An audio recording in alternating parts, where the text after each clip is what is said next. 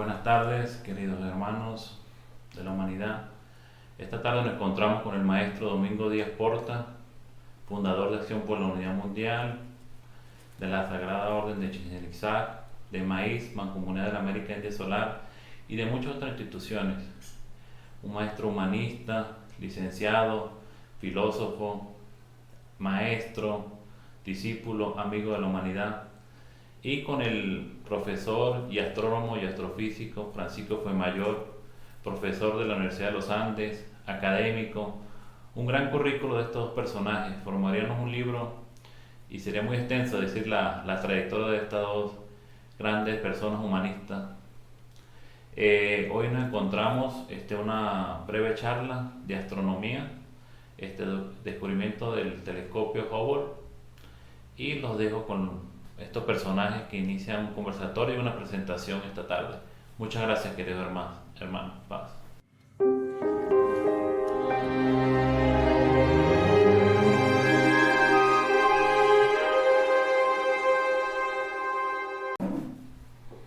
Para nosotros en Acción por la Unidad Mundial es un honor contar con el doctor Francisco Fuenmayor, astrónomo de larga experiencia, profesor de física, de astronomía en la Facultad de Ciencias de la Universidad de los Andes,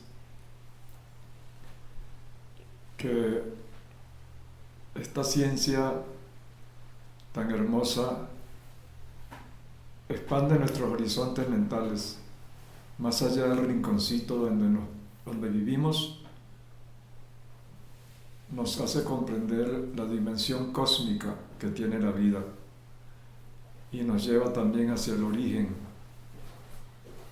del universo, y también se hacen proyecciones sobre la duración, por ejemplo, del Sol, hasta del universo mismo. Se han hecho estudios en la proyección del tiempo. El doctor Francisco Fuenmayor es un vecino de nuestra comunidad de 24 familias y le da pues brillo a nuestra comunidad, porque es el que nos trae su experiencia, sus conocimientos para recibir esta visión de la astronomía. En nuestro trabajo tratamos de acercar la ciencia a la vida de los seres humanos en general, que no estemos pues simplemente con una rutina mental, sino que inyectemos en nuestra manera de ver la vida las bases de la ciencia para tener una seguridad al tratar de comprender la vida. Un acercamiento, dice nuestro fundador, el maestro doctor Serrano de la Ferrier, entre la razón y la intuición, el intelecto y la fe, entre la ciencia y la religión, entre lo objetivo y lo subjetivo. Y la ciencia, como la astronomía, nos obliga a concretar nuestras ideas, a no especular sin base, a tener una visión basada en las leyes que rigen la materia, el espacio, el tiempo, la vida. Entonces, el tema de hoy es sobre los últimos descubrimientos que está haciendo la astronomía gracias a los aparatos que contamos hoy, que antes no teníamos, como es el telescopio espacial Hubble, y el más reciente, del cual se esperan grandes resultados y avances, que se llama el Webb, ¿no? El telescopio Webb. El nuevo telescopio Webb. Entonces, le doy la palabra al doctor Francisco Fuenmayor para que nos lleve a la actualidad científica en la astronomía, con esto que se ha logrado, casi un milagro científico, fotografiar una estrella tan lejana, la más lejana de todas, Earendel, que él nos va a explicar qué proyección tiene, por qué es tan importante este descubrimiento. Tiene la palabra. Buenas tardes, maestra. Un privilegio estar en su compañía para compartir lo que yo llamo una visión amplia del mundo y de la naturaleza. De la ciencia hemos aprendido a respetar la visión que otras religiones, creencias tengan sobre el mundo, su historia, etc., incluso el cosmos. La ciencia, como se ha impuesto estrictas reglas de trabajo para su estudio, entonces esa misma exigencia nos limita. Lo que nosotros podemos llamar la verdad objetiva, la verdad científica, y no ostentamos que poseemos la verdad absoluta, sino esa verdad que nos permite describir el mundo a través de las herramientas con que contamos y las leyes de la naturaleza que conocemos. En esta tarde, con mucho gusto voy a exponer algunas ideas sobre consecuencias de un descubrimiento que ha hecho el telescopio espacial Hubble de la NASA, que ya tiene 30 años explorando el espacio, el cosmos, y que siempre nos ha traído a través de sus imágenes e incluso videos muchas visión panorámica de lo que está ocurriendo e incluso de lo que ha ocurrido ya, porque un telescopio siempre es una herramienta que nos permite mirar hacia atrás en el tiempo. Y esta es una de las consecuencias de este último descubrimiento, de que utilizando el telescopio de manera adecuada podemos incluso ver hacia los momentos que pueden considerarse como el del origen del universo. Y me gustaría mucho pues explicar a las personas que están concurriendo vía internet a esta charla algunas ideas basadas en este trabajo. Entonces vamos en los próximos minutos describir lo que hemos llamado acá el descubrimiento hecho por Hubble. ¿Y qué significa? Primero, como les acabo de mencionar, en ciencia nosotros tenemos nuestras limitaciones en el sentido de que no podemos especular a raíz de una observación más allá de lo que podemos medir. Entonces, este es el título de la charla, la estrella Earendel, donde reside la novedad de su descubrimiento. Earendel es el nombre de bautismo de la estrella que ha descubierto el telescopio Hubble y corresponde a una historia en la mitología irlandesa, y es una expresión del antiguo inglés para denotar la estrella naciente, una de las primeras estrellas. Ese es el fondo la razón por la cual se ha dado el bautizo de esta estrella con ese nombre. El telescopio espacial Hubble es un instrumento que se lanzó en órbita alrededor de la Tierra a unos 250 kilómetros de altura. Tiene un espejo de unos 2,5 metros y durante 30 años, como les decía, utilizando cámaras muy precisas y filtros que se interponen en el camino de la luz para construir imágenes de todo el espacio, de todos los objetos cósmicos que se nos ocurran.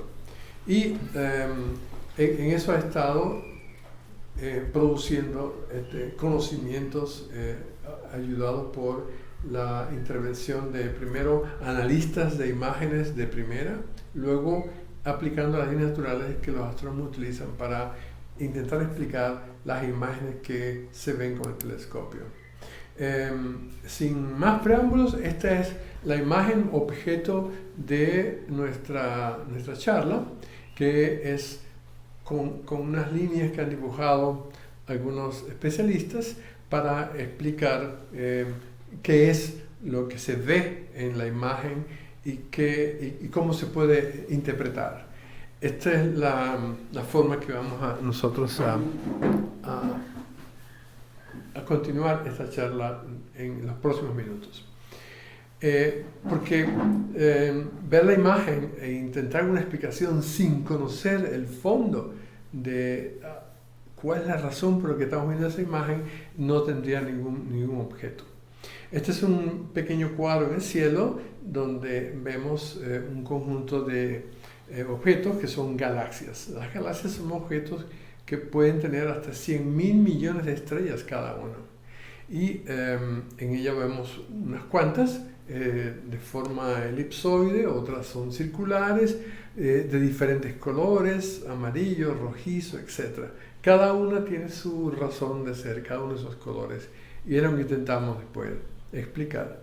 La estrella Arandel está en aquella estrella verde que se ve a la derecha de la fotografía. Y vamos a intentar llegar a explicar cómo fue que los científicos de la NASA han llegado a la conclusión de que esta es una estrella en primer lugar, de que esta es una estrella muy lejana en segundo lugar, de que esta es una estrella que nos puede llevar a explicar cómo fue el universo temprano. En fin, esta es una estrella que nos puede ayudar a explicar cómo era la composición, por ejemplo, química del universo en sus primeros tiempos. Entonces vamos a, en los próximos minutos, hacer una exploración de cuáles son las herramientas que la astronomía tiene en su poder para intentar explicar estas cosas. Las herramientas de estudios de la astronomía, una de las primeras herramientas es la observación instrumental. En la antigüedad nos bastaba nuestros ojos para ver las estrellas, contarlas, mirar dónde están, pero con el tiempo fue necesario la adquisición de instrumentación, que son por ejemplo los telescopios, las grandes cámaras, los telescopios espaciales, para entonces tener una idea más precisa de cómo son los objetos en el cielo. La observación instrumental de los fenómenos celestes, como por ejemplo la actividad solar, los eclipses solares, lunares y estelares, estudio de las atmósferas planetarias, la variabilidad del brillo y del espectro de las estrellas, es decir, cómo está compuesta la luz y cómo cambia, tanto desde la Tierra, utilizando telescopios terrestres como telescopios espaciales. Y todo esto hay que combinarlo con lo que nosotros llamamos una lista de leyes naturales. Las leyes naturales, principalmente aquellas derivadas de la física, como son la termodinámica, la ley de gravitación universal, las leyes electromagnéticas, las leyes de la física relativista y la mecánica cuántica. Y muchas otras cosas que estoy, digamos, por brevedad del tiempo no mencionando. En realidad, la astrofísica necesita del concurso de todas las ciencias, la química, la biología, para poder tener una idea y poder entender lo que está pasando en el universo. Brevemente, solo para mencionarles de qué es lo que nosotros llamamos observación en el cosmos. Aquí hay un ejemplo de cómo se miden las distancias de las estrellas. Y estas son las estrellas más cercanas al Sol. Se utiliza como punto de observación la Tierra misma, se utiliza como espacio de la observación la órbita de la Tierra alrededor del Sol, que produce dos puntos de observación a una estrella en particular, y utilizando lo que llamamos el efecto paralaje, es decir, midiendo el cambio de posición de una estrella vista desde los dos puntos opuestos de la órbita de la Tierra alrededor del Sol, podemos tener una estimación de lo que es la distancia. Esto nos da una de esas tales medidas. Pero las estrellas brillan, sabemos que lo hacen, emiten luz, y desde tiempo inmemorial hemos diseñado modos de cómo medir ese brillo. Un astrónomo de la Grecia clásica Parco diseñó un modo de cómo clasificar las estrellas de acuerdo con el brillo que se ve en el cielo. Y nuestra misión es, utilizando una tabla como la de la izquierda, que se ve acá, donde nos dan una muestra de cuáles son los brillos de algunos de esos objetos, estrellas, y el Sol incluido, y producir tablas como la que está a la derecha, donde uno debe escribir la estrella, su posición en el cielo y su brillo. Entonces, este es otra de las herramientas a las cuales estoy mencionando. Pero hay mucho más todavía cuando uno estudia con detenimiento las estrellas, y es que, por ejemplo, las estrellas tienen color, no solo luz, también tienen color. Hay estrellas de color violeta, hay estrellas blancas, azules, amarillas, como nuestro Sol, y rojas y anaranjadas, como se pueden fácilmente observar en un cielo oscuro que no esté contaminado por la iluminación de las ciudades. Otra vez, cuando uno habla de una estrella tiene que especificar, por ejemplo, una tabla de clasificación, ahí le dimos unos nombres, O, B, A, F, G, K, M. A la derecha hay otra tabla donde tenemos las correspondientes temperaturas de esas estrellas y el nombre propio de algunas estrellas brillantes. Y uno de los aspectos más importantes del estudio de la luz es la interpretación de lo que llamamos el espectro de la luz estelar. El espectro se logra interponiendo un prisma en la dirección, en el camino del rayo de luz en el telescopio, que nos da cómo está distribuida la luz en lo que llamamos el espectro electromagnético, la luz de una estrella, el espectro electromagnético. ¿Qué porciones del espectro dominan la cantidad de luz que emite una estrella en particular?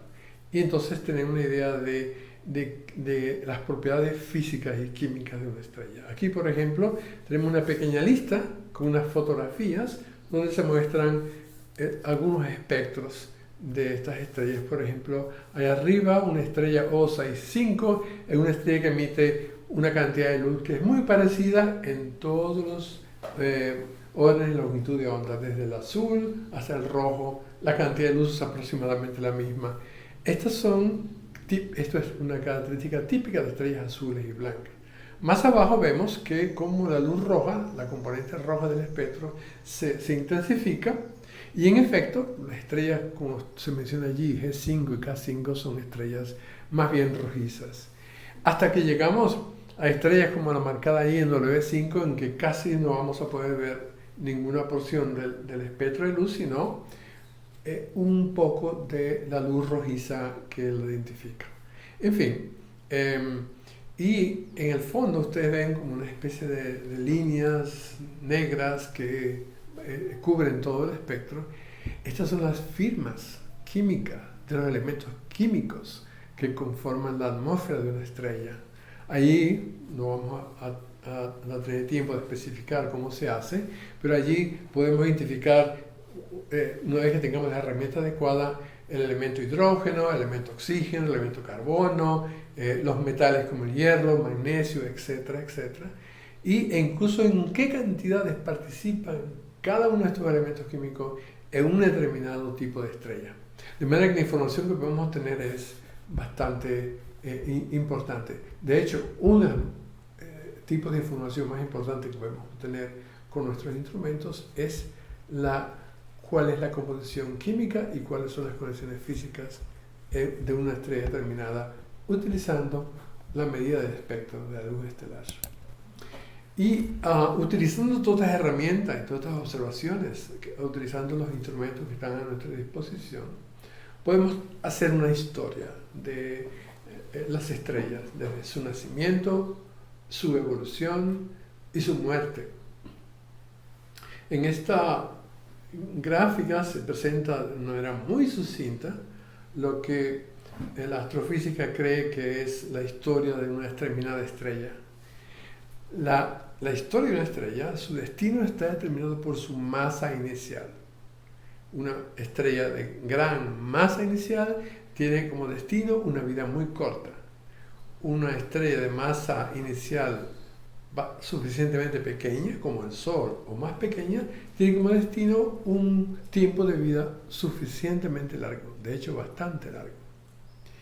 Y el camino que cada una surca en esa vida está brevemente descrito en cada una de las líneas que se ven en esta fotografía. Por ejemplo, para mencionar solamente una, estrellas de muy gran masa, como por ejemplo Sirio, que es una estrella de mayor masa que el Sol, se nutre de una primitiva nube interestelar de gas y polvo, que es común. A la izquierda de esta fotografía se ven unas esferas, unos círculos rojos. Esta es la cantidad de gas y polvo que va a formar una estrella. La estrella se forma y entonces una estrella de muy gran masa termina su vida en unos pocos millones de años en una gran explosión que llamamos explosión supernova. Se observa desde la Tierra en un promedio de una cada 1000 años y podemos ver de que la vida de la estrella termina en una enorme explosión brillante y que esparce todo el material que conforma la estrella en el medio interestelar.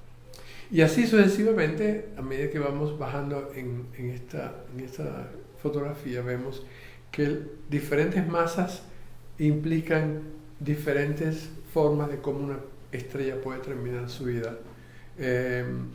Por ejemplo, en la línea 1, 2, 3, 4, 5 vemos una estrella cuyo destino final es lo que llamamos nebulosa planetaria. En este caso, una estrella recorre un ciclo de vida de unos cuantos miles de millones de años, como el Sol, por ejemplo, y finalmente, al terminarse la fuente de energía en su interior, emite una nube de gas, no con tanta violencia como una supernova, pero nube al fin, que se determina que es una nebulosa de gas y polvo, que se llama planetaria porque las que vemos en el cielo tienen una pequeña forma circular, como si fuese un planeta cercano, pero no lo es. Es una estrella que ha explotado y se ha convertido en una nube brillante de gas y polvo. Bien, entonces tenemos las herramientas, los instrumentos, el modo como describir el comportamiento, la evolución y muerte de una estrella, pero hay más. A principios del siglo XX se demostró que las leyes naturales de la física no eran suficientes para describir el universo conocido. Y uno de los autores de ese cambio en la concepción del mundo físico fue Albert Einstein, quien con sus creaciones de la teoría especial de relatividad y la teoría general de relatividad nos obligó a concebir o nos posibilitó concebir el espacio de una manera muy diferente. Por ejemplo, donde la física newtoniana antigua veía fuerzas entre cuerpos, la física einsteiniana o la física relativista ve cómo el espacio mismo, necesitamos una geometría y una métrica diferentes para poder describir el espacio alrededor de cuerpos de gran masa. El espacio-tiempo significa que una longitud no podemos medirla con una cinta métrica. Olvídense de esa posibilidad. Hay métricas diseñadas para poder determinar las distancias, entre comillas, en un espacio-tiempo. Y para resumir lo que Einstein encontró de cómo explicar el mundo es que alrededor de un cuerpo como el Sol, por ejemplo, el espacio-tiempo se deforma de modo que la Tierra, que es otra masa, puede moverse alrededor del Sol en órbitas circulares gracias a la deformación de lo que llamamos el espacio-tiempo. Y esto nos lleva a acercarnos a la estrella Earendel, que es el objeto del estudio de esta tarde. Así como el Sol deforma el espacio-tiempo a su alrededor, objetos más grandes, como por ejemplo galaxias o cúmulos de galaxias, que son cantidades de galaxias reunidas en un determinado espacio, son capaces también de deformar el espacio-tiempo alrededor. Entonces, lo que hasta ahora creíamos que la línea recta era la trayectoria que describe el camino de un rayo de luz, de un fotón de luz, no es tal. No es tal. El camino de un fotón es modificado completamente a lo largo y si encuentra un material como una estrella grande, una galaxia o un conjunto de galaxias, esa trayectoria de luz es modificada. Modificada de distintos modos. Por ejemplo, aquí se ve como en la parte derecha una galaxia emite su luz en direcciones diferentes, pero el efecto de espacio-tiempo que produce la galaxia en rojo que está en la mitad de la fotografía desvía esas trayectorias. Al desviarlas, por ejemplo, si la Tierra se interpone en el camino, es posible para un instrumento como un telescopio terrestre o un telescopio espacial cercano a la Tierra observar la galaxia que está en el extremo derecho como un objeto, en este caso algo deformado, como una lente mal construida, pero definitivamente es luz que proviene de una galaxia que no podríamos ver de otro modo, sino interviene lo que llamamos el efecto de lente gravitacional provocado por la modificación del espacio-tiempo por la presencia de un cuerpo de gran masa, como en este caso es una galaxia. Entonces, ¿cómo podemos saber todo eso? Porque se ha observado. Apenas 4 años después que Einstein expuso su ley de gravitación universal, el astrónomo inglés Eddington pudo medir mediante 2 fotografías el efecto de la modificación del espacio-tiempo producido por el Sol. Por ejemplo, en un eclipse total del Sol, en el cual no vemos la imagen del Sol, pero si vemos el fondo detrás, se pudieron medir las posiciones de estrellas muy cercanas al limbo del Sol, al círculo que define el Sol, y se encontró que cambiaban de posición exactamente como predice la ley de la relatividad general de Einstein. Esto fue lo que provocó en aquel tiempo que le concediera a Einstein el papel del gran pensador que modificó nuestra manera de ver el universo. Bien, entonces el telescopio espacial Hubble ha fotografiado algunos campos en el cielo. Por ejemplo, en este pequeño recuadro, fondo negro y algunos objetos, si uno lleva su mirada a ese punto en el cielo, seguramente que verá un punto oscuro, no ve nada. Incluso monta un telescopio de mediano alcance y lo apunta hacia allí, tampoco va a ver nada. Incluso monta un telescopio muy grande en una montaña alta y lo apunta hacia allá y posiblemente no verá nada.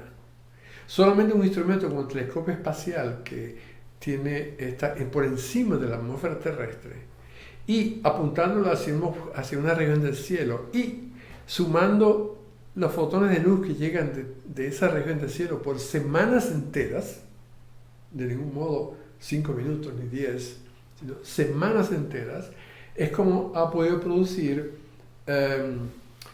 imágenes que nos muestran qué hay más allá de lo que nosotros podemos imaginar. Bien, hay objetos como los que se muestran en la fotografía y que, por supuesto, en realidad era de esperarse, galaxias, muchas galaxias de diferentes formas, de diferentes colores, e incluso si uno detalla bien la fotografía con ojos de experto, va a encontrar que algunas galaxias están deformadas por el efecto de lente gravitacional producida por la modificación del espacio-tiempo por alguna de esas galaxias de muy gran masa. Entonces, con un instrumento como el Hubble y con una técnica de discernimiento del cielo como la que se presenta en esta fotografía, estábamos listos para ver objetos muy, muy lejanos, y eso es lo que ha ocurrido recientemente. Esta es la fotografía origen del ruido que se ha armado sobre la estrella Earendel. En ella vemos, este es otro ejemplo de un campo profundo de Hubble, y en ella vemos galaxias, como era de esperarse. Por cierto, hay un objeto en la parte alta muy brillante que tiene incluso rayos de luz. Es una estrella cercana que corresponde a la Vía Láctea. No se espera que tenga una imagen de ese tipo. Todos los demás objetos así medio difusos, porque están realmente muy, muy lejanos, son galaxias, también de diferentes geometrías.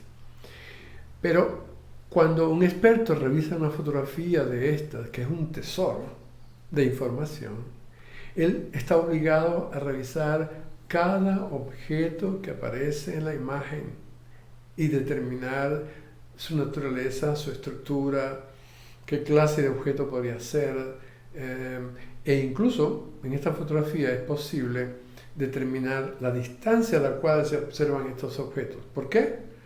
Porque sabemos manejar el espectro, el color de la luz, y objetos muy enrojecidos, como se ven acá, significa que son objetos muy, muy lejanos.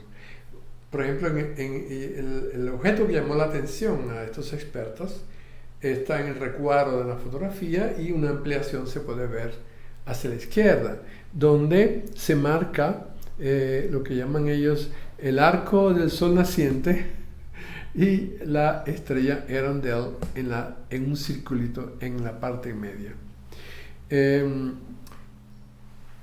Resulta que hubo la necesidad de intervención de como 27 expertos repartidos en 40 instituciones en todo el mundo, a los que se les llevó esta fotografía y se les pidió, por favor, que pensaran qué clase de objeto podría ser este.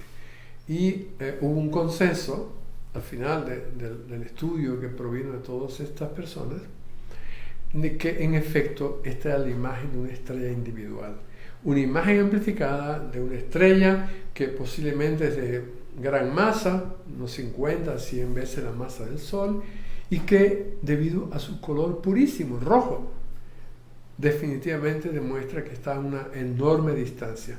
Esa distancia se puede medir, y se determinó que la distancia de Earendel está a unos 12.9 mil millones de años luz de distancia desde la Tierra, desde el Sol. Y resulta que el universo entero tiene 13.5 mil millones de años de edad. Quiere decir que el instante en que estamos viendo de esta estrella es de unos 1.000 millones de años después del origen o la formación del universo todo. Y esto es lo que entonces nos sorprende, porque no esperábamos ver objetos tan lejanos a tal distancia utilizando un instrumento que ya se ve modesto, como es el telescopio Hubble. ¿Por qué? Porque este objeto va a ser la primera razón de trabajo, de estudio del nuevo telescopio espacial Webb, que la NASA lanzó en diciembre pasado y que está en preparativos. Unos 6 meses se van a tardar en preparar el telescopio para que haga sus primeras observaciones. Y seguramente que el primer objeto que va a estudiar el Webb será la región que contiene a la estrella Earendel. Por ejemplo, las observaciones de Webb nos van a permitir confirmar si esta estrella realmente es primitiva, pertenece al universo temprano, por su contenido de hidrógeno, de gas hidrógeno. Si esta estrella vemos que es esencialmente hecho de hidrógeno, significa que es una estrella muy temprana, porque el hidrógeno fue el componente inicial del universo. 99% de hidrógeno, un poquitico de helio y alguna traza de otro elemento químico, la tabla periódica, constituyeron el componente del universo temprano. Y esto nos lo va a decir el estudio espectroscópico que realice el telescopio Webb en los próximos meses. Esperemos que hacia fin de año ya tengamos imágenes que nos permitan estudiar esta estrella. Y estamos llegando ya al final de la charla. Esta sonrisita de dos ojos y unos labios son objetos cósmicos. Los labios están formados por una galaxia muy lejana, deformada por una lente gravitacional causada por estas dos galaxias que están allí, y probablemente otras galaxias que están mucho más lejanas todavía. De manera que en el espacio podemos encontrar casi muchas clases de objetos que meritan el estudio adecuado.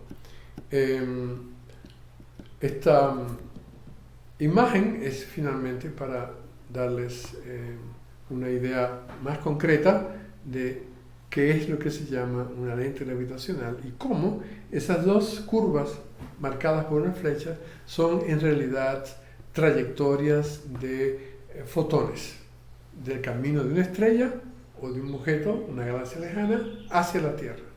Y es lo que nos ha permitido estudiar el universo profundo. El nuevo telescopio espacial Webb todavía está en preparación, todavía no está en funciones de investigación. Están preparativos, ha tomado apenas unas fotos de prueba que no se pueden considerar de mucho valor científico, pero esperemos que en unos 3 meses más pueda empezar a observar.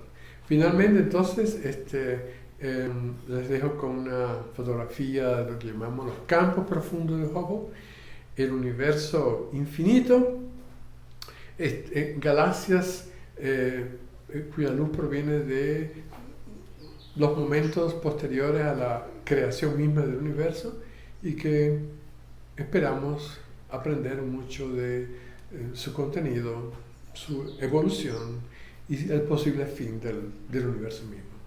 Bueno, muchas gracias, maestro. Sería antes de Adán y Eva, ¿no? Que se va a investigar gracias a esta estrella Garendel. Sí, es infinitamente. Antes de lo que dice la Biblia. Mucho más temprano, sí. Pues muy hermoso. Así es. El tema, y espero que despierte inquietudes en los oyentes a seguir investigando. Ya hay mucha información a través de internet, por las noticias, que no todas son de política y de guerra. También están llegando noticias sobre el avance de la ciencia, en particular de astronomía. Constantemente estamos viendo noticias respecto a nuevos descubrimientos, teorías nuevas que se están elaborando, y lo interesante es que lo que dijo Albert Einstein hace unos 100 años sigue vigente, ¿no? La visión que tuvo ese hombre de ciencia al hablar de la relatividad. Yo digo que en un mundo relativo no hay verdades absolutas. Toda verdad es relativa a un campo, a un punto de vista, etc.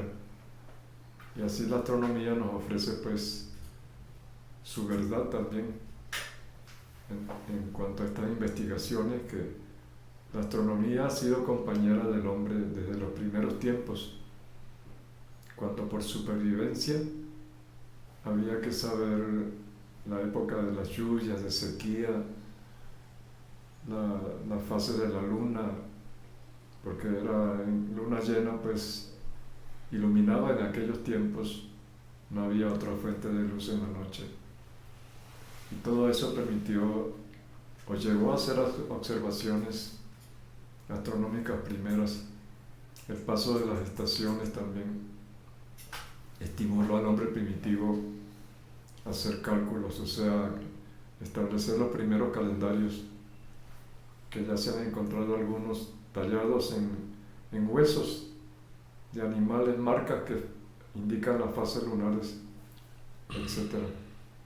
Y la astronomía hoy pues nos está llevando mucho más adelante todavía, más allá de las aplicaciones prácticas, a, digamos, meter las narices en el origen de la vida, que es una inquietud que el ser humano ha tenido siempre y que las religiones han tratado de elaborar pues alguna visión sobre el origen, que es un aspecto místico, ¿no? Pero la ciencia nos obliga a poner los pies en la tierra y a ejercitar nuestras facultades mentales, no quedarnos simplemente en la creencia, en conceptos, en suposiciones, sino tener un método de investigación que implica una disciplina mental,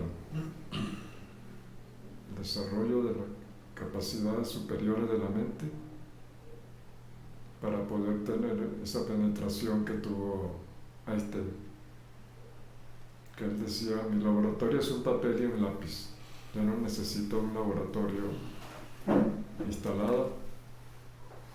O sea que él dejaba volar la mente gracias a esa cultura del pensamiento que hace tanta falta hoy. Bueno, pues ha sido un gusto, doctor Fuenmayor, haberlo tenido con nosotros y abrirnos esta ventanita pues hacia la astronomía, que podemos considerar que es una nueva astronomía. Se está metiendo en campos que antes todavía no se percibían. Y eso que ocurre con la astronomía pues ocurre también con otras ciencias, como la nueva física. ¿Cómo se llama la nueva física? La física cuántica. Los bosones. Que también está removiendo a la física clásica, ¿no? Sí. Pues yo no sé si usted quiere agregar algo más o posiblemente atender las preguntas que puedan hacernos. Sí, con gusto daré respuesta hasta donde sea posible las preguntas, las curiosidades que ustedes tengan a bien formular.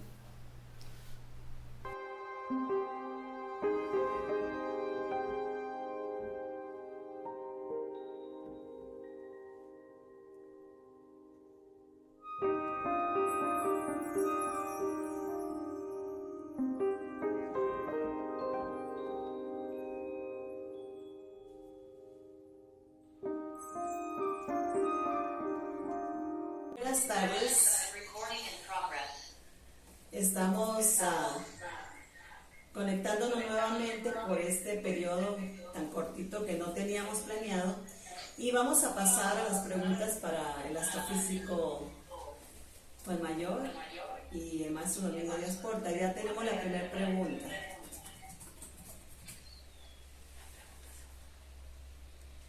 Sí, la primera pregunta del señor Padilla se refería a que cómo se miden y se observan los rayos cósmicos. Los rayos cósmicos son producto de reacciones de muy alta energía, colisiones entre partículas o partículas que interactúan fuertemente con campos magnéticos, por ejemplo en el Sol, por ejemplo en la Tierra misma también.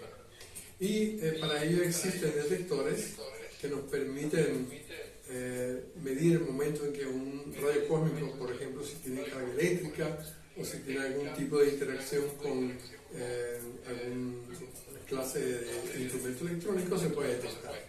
De esta manera podemos contar los rayos cósmicos, ver desde qué dirección provienen y hacer una estimación, por ejemplo, de su energía y ver qué proceso físico fue quien produjo estos rayos cósmicos.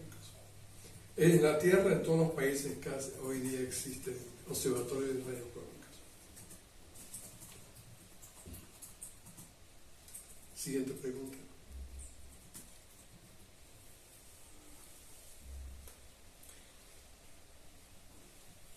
Hagan sus preguntas porque el periodo de luz aquí no se sabe y ahorita tuvimos la suerte pues de que llegó y hay que tratar de aprovechar. Pregunten, pueden también preguntarle al maestro Domingo, pueden preguntarle al astrónomo porque pues la idea es de que él está compartiendo esta enseñanza que ya es... Hay una reglamentación, dos micrófonos abiertos.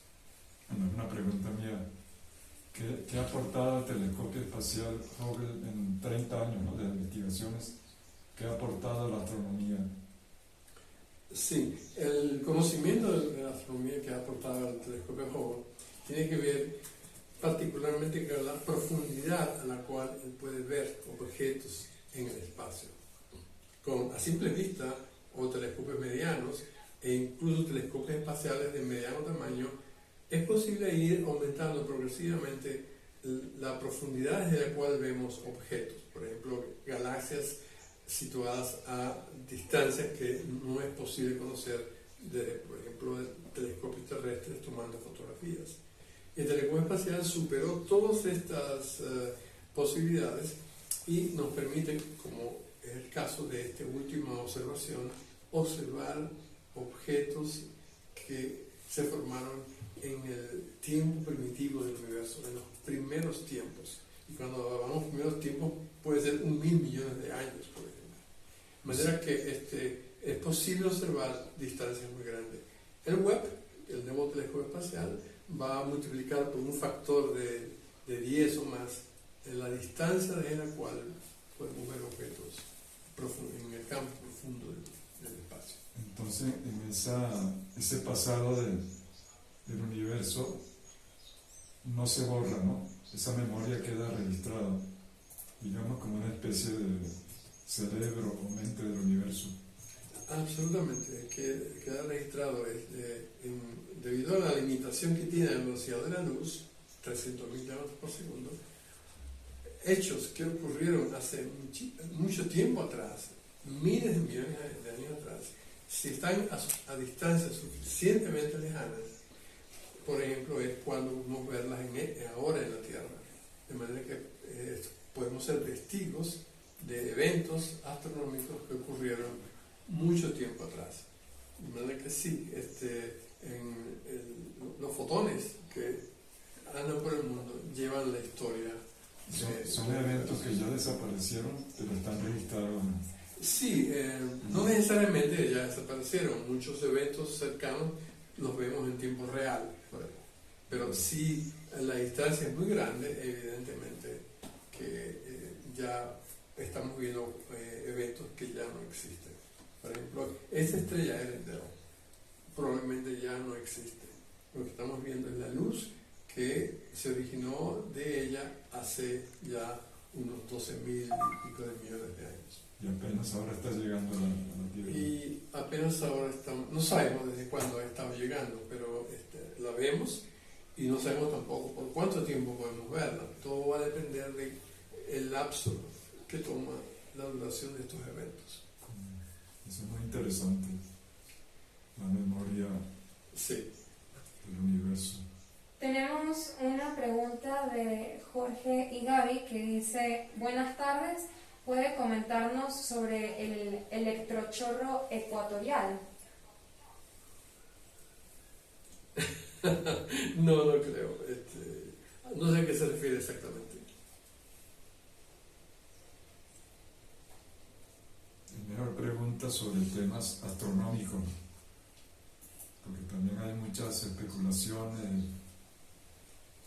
¿Y qué se refiere al tema que se ha tratado? Pues mire, don Francisco, doctor, Tania Paredes, ella tiene una pregunta de que hoy va a ser, creo que en la noche, la luna rosa. No es el tema, pero me dijo que le preguntara porque ella quería que invitara, como la vez pasada, a su casa a ver esa luna rosada y qué influencias tenía en la humanidad. No sé si usted sepa de la luna rosada. Esos son temas románticos asociados a la observación del cielo. La luna es el astro favorito de los enamorados, ¿cierto? De manera que son innumerables las historias que existen alrededor de su presencia, los colores que ella asume, etc. Pero no corresponde a un tema netamente astronómico, netamente científico. Sí, hay mucha mitología sobre la luna, y en algunas tradiciones a cada luna se le asigna, por ejemplo, la luna del lobo, etc. ¿no? Gracias. Pero esos son temas pues, que no corresponden a la astronomía, y queremos aprovechar al doctor Fer Mayor como astrónomo actualizado, pues hacerle preguntas sobre el universo, sobre las noticias que están llegando ahora de nuevos descubrimientos. En otra oportunidad trataremos temas pues, que ya pertenecen a otros campos, ¿no?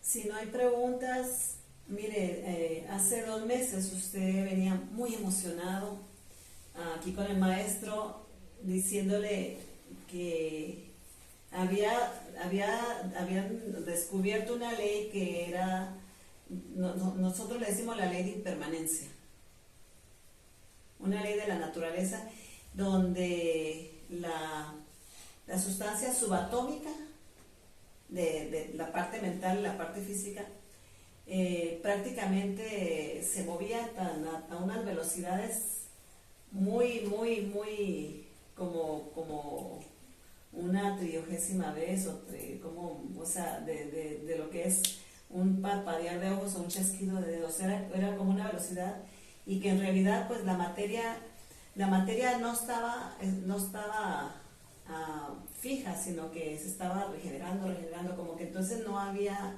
las formas, algo así le entendía a usted, que venía muy... Tal vez se refiere al descubrimiento que se hizo en el año 2012 sobre la partícula de Higgs, la que llaman la partícula de Dios, en el sentido de que es una partícula que fue predicha por los estudios de la física de altas energías, y en efecto, utilizando el instrumento más grande que se ha construido en la historia, como es el Gran Colisionador de Hadrones de Francia, entonces finalmente se pudo descubrir, dar fe de que una partícula sí existe. ¿Y cuál es la peculiaridad de esta partícula? Es precisamente que su interacción con lo que llamamos los campos que existen en el vacío, muy complicado de explicar en este contexto, es capaz de proporcionar masa a las distintas partículas. Por ejemplo, un protón no es un protón hasta que no interactúa en un campo de Higgs y se le suministra la masa correspondiente. Un electrón no es un electrón hasta que no se le suministra la masa correspondiente. Y es un proceso que apenas está empezando a ser estudiado y que todavía muy pocas personas entienden cómo es que eso ocurre. Pero sí, cada día se están descubriendo nuevos aspectos del universo que anteriormente no comprendíamos. Y la ciencia sí está empezando a aceptar la existencia de Dios a través de esa... No, igual que como se le puso un nombre a la estrella Earendel, haciendo homenaje a una tradición mitológica histórica, este bautizo de la partícula de Dios no vino de la ciencia, sino de gente interesada que buscando una etiqueta que pudiese describir, porque en efecto parece que se crea materia, se crea masa, que es un evento que realmente necesita ser explicado. Pero no es una prueba, como el Big Bang no es una prueba de que el universo fue creado con un acto divino. Entonces no es una prueba, simplemente seguimos manejando mundos diferentes, visiones distintas que son perfectamente respetables y compatibles. La ciencia no excluye la religión, y la religión finalmente aprendió a respetar la ciencia y los científicos, sin culparlos de las cosas malas que pasan en el mundo, sino simplemente están cumpliendo una misión que es buscar la verdad científica. Gracias. ¿No hay preguntas? Yo tengo otra. También, a ver. Oiga, usted dijo que el universo fue creado, ¿no? Entonces eso coincide con la religión que habla de creación, porque otros dicen no hubo creación, el universo es eterno, otros dicen no hubo creación, lo que hay es evolución. Entonces la astronomía habla de creación también. Se puede hablar de creación porque aparentemente hay un momento en el espacio-tiempo en que no existía sino lo que llamamos una singularidad espacio-temporal. La sumatoria de toda la energía disponible en el universo en una región. Ni siquiera podemos llamar región, porque si no existe el espacio y el tiempo no hay nada. En ese punto donde se origina esa emisión de energía que luego sí se expande y empieza a producir espacio y materia, es lo que llamamos hoy el universo conocido. Antes de eso, la ciencia no es capaz todavía de responder exactamente qué existía.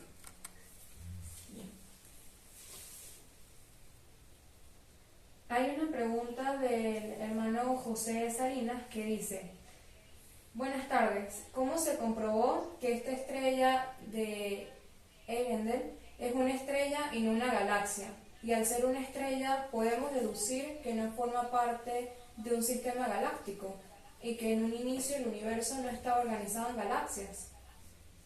Bueno, una pregunta interesante.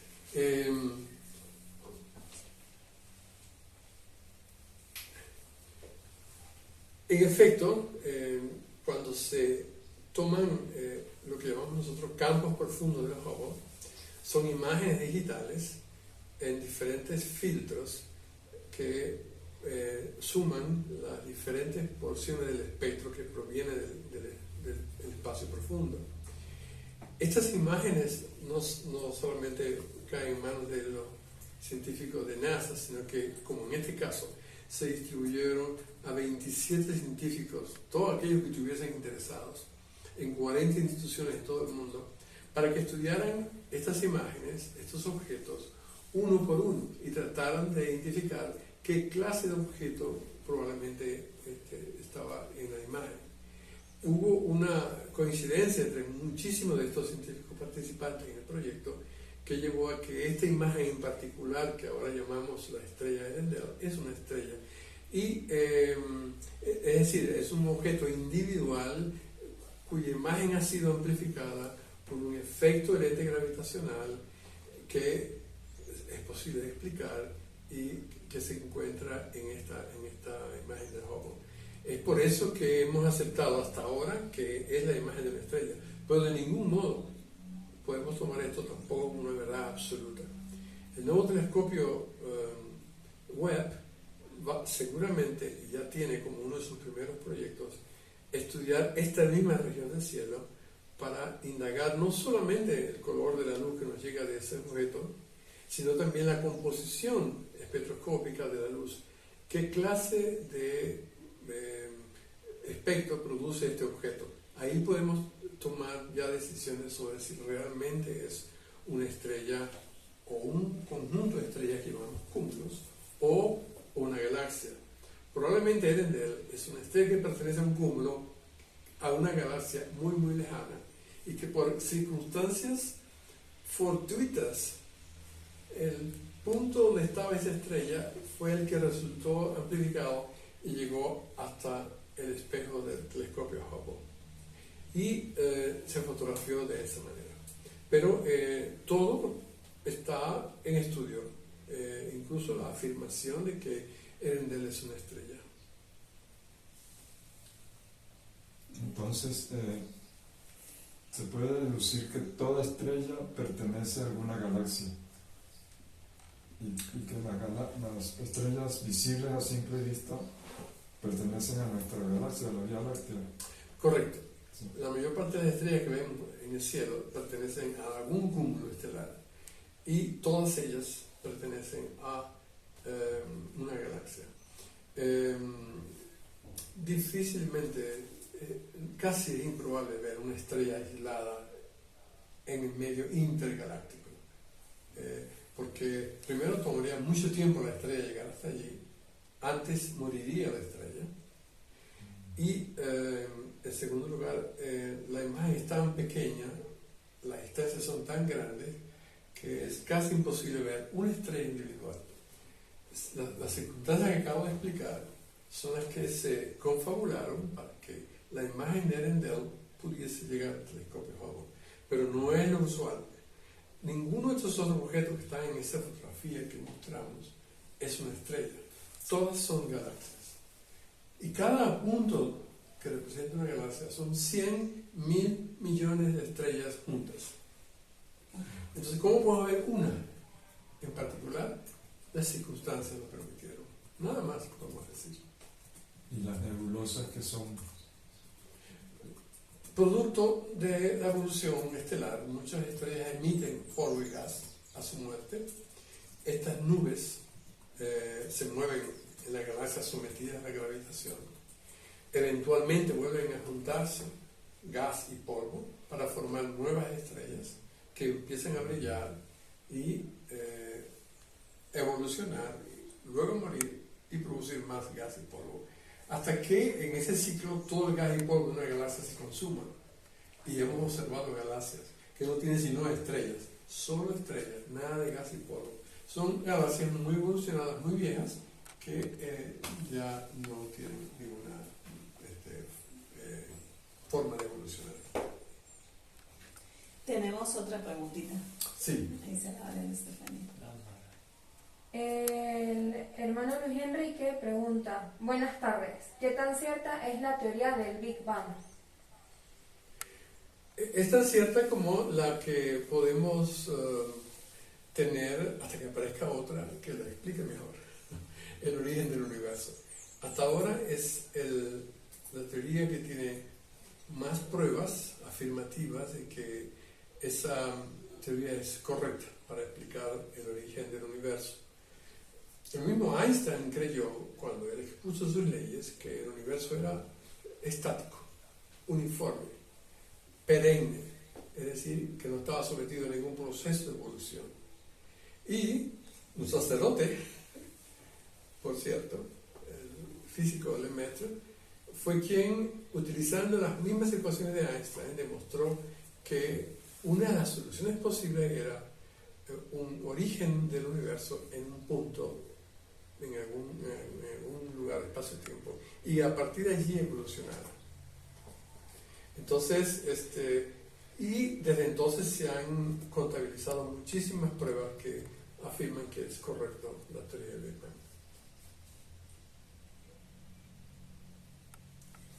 Mire, mientras sale otra pregunta, aprovechen hermanas que de esto no hay todos los días. Y aquí lo tenemos en presencia y con el maestro, que bueno, esa amistad ha sido muy hermosa porque parte de nuestros estudios es tener las bases astronómicas. Y entonces, pues nos están regalando prácticamente esa enseñanza. Entonces yo tengo otra pregunta, doctor, mientras alguien contesta. También nosotros le planteamos la teoría del sol frío. El sol es frío, ¿se acuerda? Sí. Y entonces usted nos dijo que el sol no podía ser frío porque estaba constituido de nitrógeno, pero nosotros le decíamos que también de helio. Y después pasaron los meses y usted nos dijo que había mandado una sonda o qué acerca del sol. Una nave espacial y que se estaba acercando al sol y que en cuanto llegara al sol se iba a desintegrar o algo iba a pasar, ¿verdad? Y después supimos que se fue acercando, le dimos seguimiento a eso, que se fue acercando al sol y ¿qué pasó con eso? ¿Se desintegró la nave espacial o sigue tomando fotografías o qué? Parker es un pequeño telescopio, una cámara protegida con una pantalla muy gruesa para protegerla de la radiación y las temperaturas, la energía que viene del sol. Y se le calculó una trayectoria para que no siempre esté a la misma distancia del Sol. Tiene una trayectoria muy elíptica que la aleja del Sol y luego viene a alta velocidad, se acerca a él, toma su fotografía y después se escapa. Es decir, toma la foto y corre antes de que se pueda quemar. Eventualmente como puede pasar, en algún momento se acerca demasiado al Sol que podría sufrir daño de sus cámaras o los instrumentos. Pero la temperatura en la superficie del Sol es 5.500 grados, capaz de fundir el hierro, el estaño, todos los metales que se acerquen a su superficie. Y todos los materiales plásticos o no, que conformen una cámara o una nave espacial, estarán sujetos también a esa alta temperatura. Incluso a millones de kilómetros que se acerca Parker, las temperaturas son muy fuertes, muy extremas y corre peligro de que se dañe. Pero, como les digo, pues eso ocurre solo por un momento muy breve y después se aleja. Y entonces se han visto fotografías de muy alta definición que desde la Tierra con telescopios no es usual verlos. Los campos magnéticos, la interacción del campo magnético del Sol con las partículas de alta energía, que son las que producen las tormentas solares, las protuberancias, etc. ¿Llegará el momento en que Parker, o será que puede que esté programado al no tener esos daños conforme se va acercando por la corta del tiempo que está ahí, se aleja, pero llegará el momento en que él pueda llegar hasta acercarse, prácticamente meterse, integrarse en el campo solar ya, como para ver qué es lo que pasa, o no lo tienen programado así, nada más hasta cierta distancia?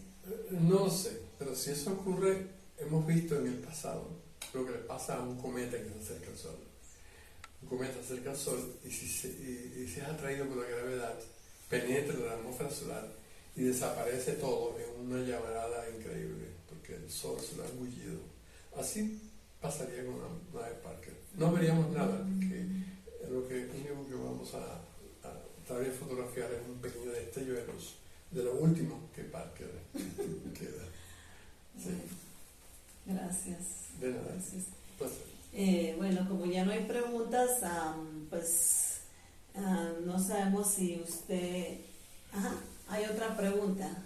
Sí, hicieron una pregunta que dice: hola, saludos. ¿Qué es cierto hay que en China están fabricando un sol artificial? Bueno, no tengo información concreta sobre eso, pero seguramente que se asocia con las llamadas reactores nucleares de fusión.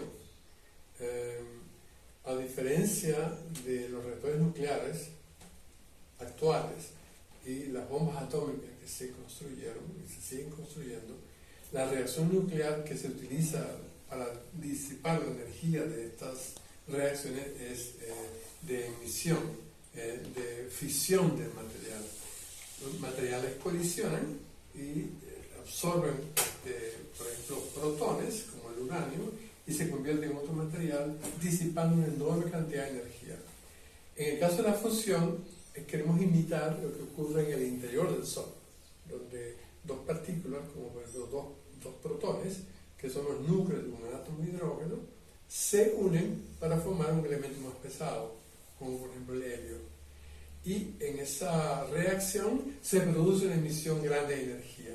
Pero el proceso, a diferencia de la bomba atómica, no es fisión sino fusión. Si esta fusión, que es posible controlarla en la Tierra, se llega a dominar, y de hecho ya se están construyendo las primeras estaciones de reactores de fusión, va a ser otra fuente alternativa de producir energía, los reactores de fusión. Y China seguramente que está experimentando en ese campo, sin duda. Y lo va a dar a informar cuando ya tenga construido su primera máquina. Una persona comentó: ¿recuerdan en el pasado ya un científico ruso había dicho que hay partes del Sol que son frías. No conozco. Partes del Sol No que conozco son ninguna. frías. Un científico lo hace. Sí, no tengo información sobre eso. Fría significa, por ejemplo, en las manchas solares, que son negras, uno puede verlas, puede proyectar la imagen en un pequeño telescopio sobre un papel blanco y ve la imagen del Sol. Si tiene suerte y ve una mancha solar, esa mancha tiene un punto negro que sí tiene más baja temperatura que el resto de la mancha, que es más brillante y es más fría. Eso significa que son frías en el sentido que conocemos. Son probablemente 300 o 400 grados más frías que las manchas calientes. Eso significa que sean frías, sino que se les ha dado a llamar como puntos fríos. Pero de ningún modo son puntos fríos.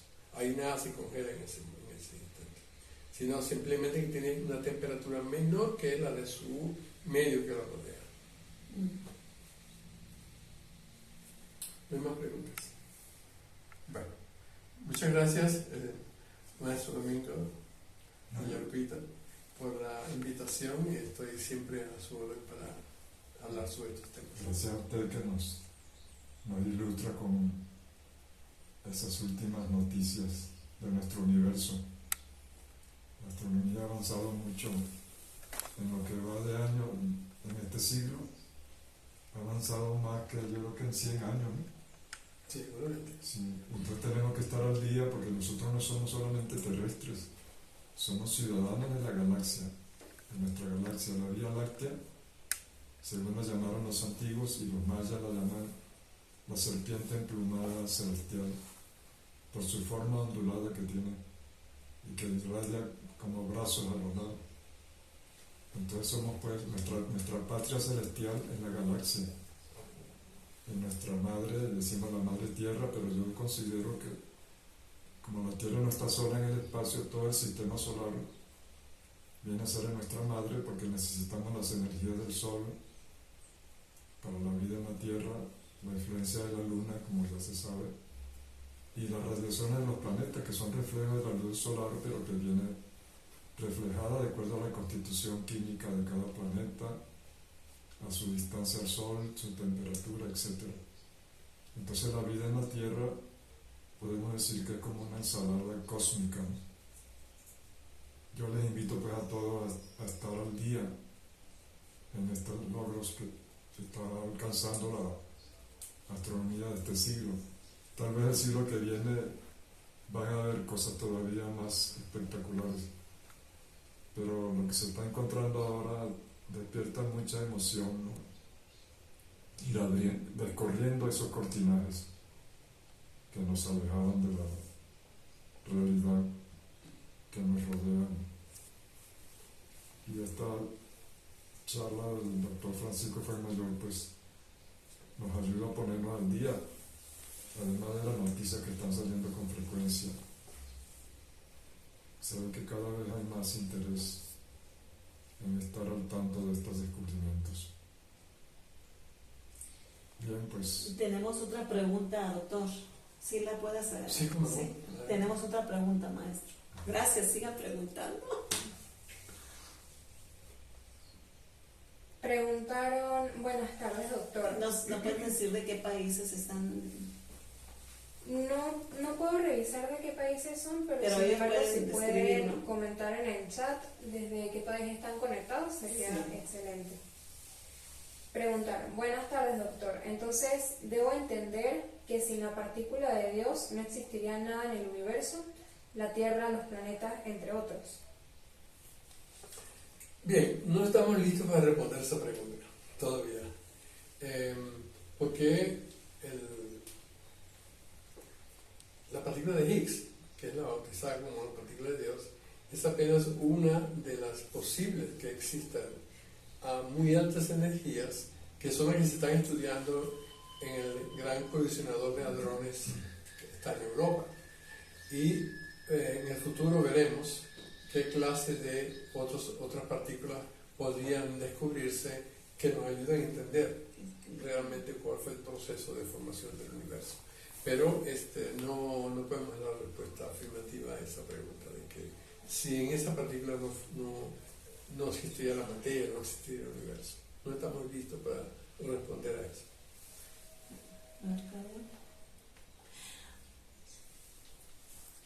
Hay otra pregunta que dice, si el Sol es caliente, ¿por qué al salir de la atmósfera al espacio es frío?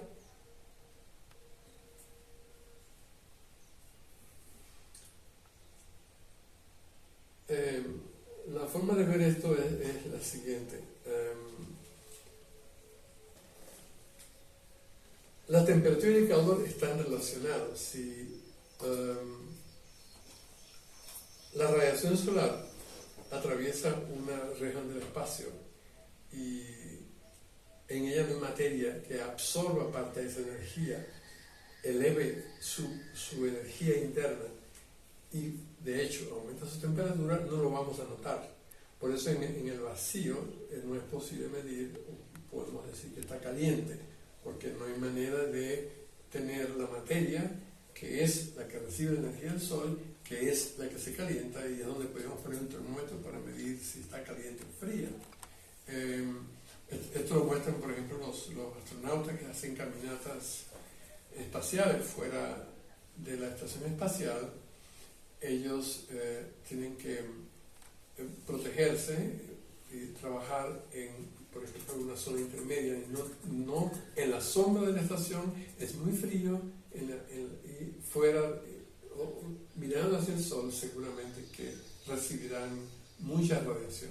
Entonces, no se trata de que el Sol es frío cuando ya entramos en el espacio, sino que no hay materia que absorba esa energía y que eleve su temperatura y la podamos medir.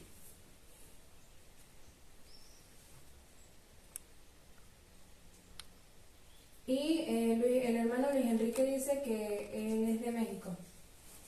Él fue el que preguntó sobre si el Sol es caliente, por qué en la atmósfera hay frío. Hay la teoría del Sol frío, que entre uno de los expositores fue un astrónomo aficionado de Ecuador que yo conocí, y él elaboró esa teoría. Entonces un astrónomo norteamericano que estuvo en Ecuador conoció esa teoría y él la presentó ante la Sociedad de Astronomía ya con fórmulas y todo, y recibió un premio, no sé qué premio otorgan pues en las sociedades astronómicas por su teoría, pero su teoría ha quedado guardada. Si nosotros comentamos pues que si el rayo del Sol saliera caliente del Sol, se enfriaría por el espacio está al cero absoluto, ¿no? Y que ese calor que nos parece que viene del Sol es producto de la fricción. Al llegar el rayo del Sol a la atmósfera de la Tierra, esa fricción produce como un arco iris de energía. La energía solar, que es pura, se descompone en magnetismo, electricidad, calor, etc. Uno puede tener las dos manos frías, muy frías, y se fricciona, produce calor. Entonces el rayo del Sol sale, no frío del Sol, sino el Sol tiene una energía que no es clasificable, bueno, desde el punto de vista pues, de lo que hemos estudiado, sino que es una energía pura, una energía síntesis que contiene todas las energías. Y al llegar a un cuerpo, sea la estación espacial, sea la Tierra, un planeta, esa fricción con la atmósfera, con la superficie de un objeto, es lo que produce el calor. Lo curioso es que mientras más abajo estamos en la Tierra, más calor hace. Y mientras más subimos a las montañas altas, más frío hace. Entonces son puntos pues, por lo menos de observación o de análisis. En otros campos que no es la astronomía, pues se habla de otra manera la vida en el universo. Pero ahorita estamos ajustándonos pues, a lo que la astronomía presenta y ha logrado hasta ahora. para hacer objeciones pues a la astronomía había que ser astrónomo, ¿no? Y astrónomo e investigador, no el astrónomo de simplemente estar observando el cielo, sino estar curioseando en las profundidades. La astronomía hoy se interesa más por lo lejano, ¿no? No tanto por los planetas, la Tierra y el Sol, sino por lo que está más allá todavía, hacia el infinito, digamos, porque eso está ayudando a comprender lo cercano, ¿no? No sé si usted quiere agregar algo. No, Bien, pues si no hay más preguntas vamos a terminar y continuamos el próximo mes o la próxima semana. Creo que vamos a informarles porque tenemos una programación semanal a la que nosotros, por estos problemas que tenemos de la luz, de internet, es un poquito difícil para todo el equipo estarnos trasladando, llevando, cuando nos toca aquí en Venezuela, ¿no? Llevando todo el material, buscando una locación que sea adecuada para poderles transmitir. Pero entonces mañana les vamos a informar a los chats, a los emails, para que ustedes ya vean si se hace cada mes, cada 15 días o proseguimos con el programa que tenemos semanalmente.